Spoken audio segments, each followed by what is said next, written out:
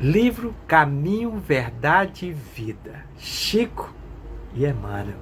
Lição 9, intitulado Reuniões Cristãs.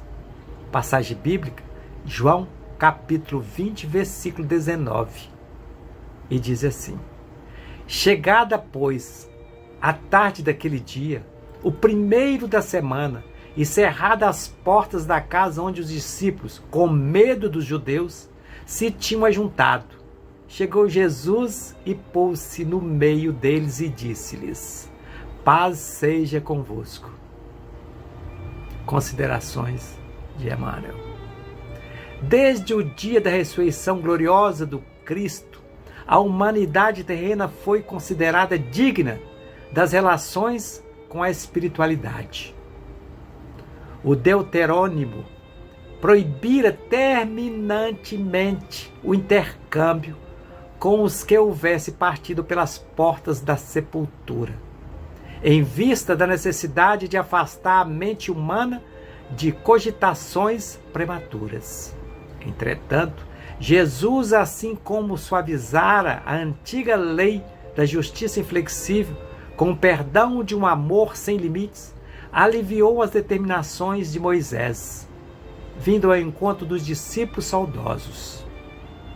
Cerrada as portas para que as vibrações tumultuosas dos adversários gratuitos não perturbassem o coração dos que anelavam o convívio divino, eis que surge o Mestre muito amado, dilatando as esperanças de todos na vida eterna.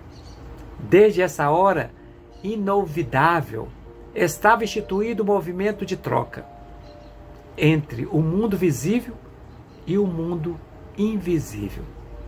A família cristã, em seus vários departamentos, jamais passaria sem o doce alimento de suas reuniões carinhosas e íntimas. Desde então, os discípulos se reuniriam tanto nos cenáculos de Jerusalém como nas catacumbas de Roma. E, nos tempos modernos, a essência mais profunda dessas assembleias é sempre a mesma, seja nas igrejas católicas, nos templos protestantes e nos centros espíritas. O objetivo é um só: procurar a influenciação dos planos superiores, com a diferença de que, nos ambientes espirituais ou espiritualistas, a alma pode saciar-se com mais abundância em voos mais altos, por se conversar afastada de certos prejuízos do dogmatismo e do sacerdócio organizado.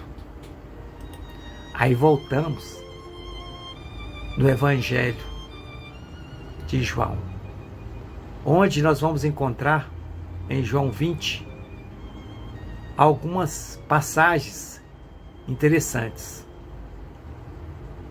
que vai nos dizer, esclarecer certas dúvidas ou, de repente, alguns mistérios que aí nós ainda não estamos, muitos de nós ainda não estamos prontos para entender.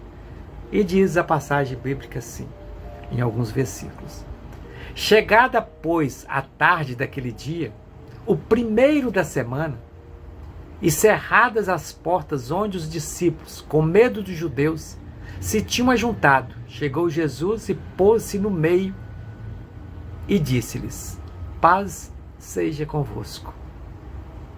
E dizendo isto, mostrou-lhes as mãos e o lado, de sorte que os discípulos se alegraram vendo o Senhor. Disse-lhes, pois, Jesus outra vez: Paz seja convosco. Assim como o Pai me enviou, também eu vos envio a vós. E havendo dito isso, assoprou sobre eles e disse-lhes: Recebei o Espírito Santo. Aqueles a quem perdoardes os pecados, lhes são perdoados. E aqueles a quem os retiverdes, lhes são retidos. Ora, Tomé, um dos 12, chamado Dídimo, não estava com eles quando veio Jesus. Disseram-lhe, pois, os outros discípulos: vimos o Senhor. Mas ele disse-lhes: se eu não vir o sinal dos cravos em suas mãos, e não puser o meu dedo no lugar dos cravos, e não puser a minha mão do seu lado, de maneira nenhuma o crerei. E 8 dias depois, estavam outra vez os seus discípulos dentro, e com ele Tomé. Chegou Jesus, estando as portas fechadas, e apresentou-se no meio, e disse: paz seja convosco. Depois disse a Tomé: põe aqui o dedo, e vê as minhas mãos, e chega a tua mão, e ponha-na no meu lado, e não sejas incrédulo, mas crente. E Tomé respondeu e disse-lhe: Senhor meu e Deus meu. Disse-lhe Jesus: por que me viste, Tomé? Criste.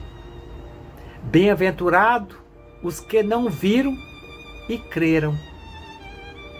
Jesus, pois, operou também em presença de seus discípulos muitos outros sinais que não estavam escritos neste livro.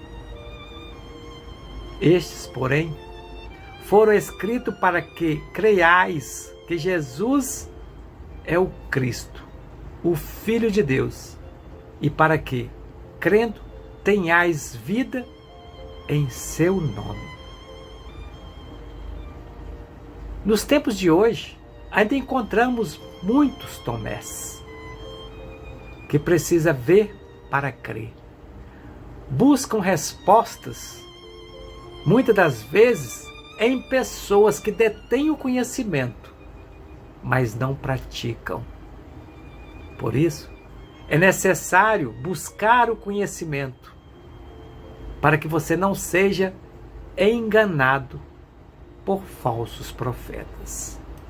E assim, disse as considerações de Emmanuel.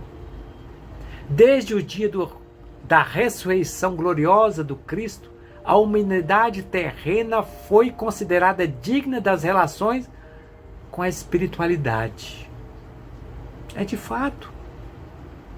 Hoje é mais fácil, mais simples, porque os ensinamentos do Cristo e depois dos seus discípulos e a multiplicação no decorrer dos tempos, onde diz: religião, primeiro é filosofia, depois é a comprovação científica, e depois que você detém o conhecimento, você pode falar que você segue uma religião, seja ela qual for.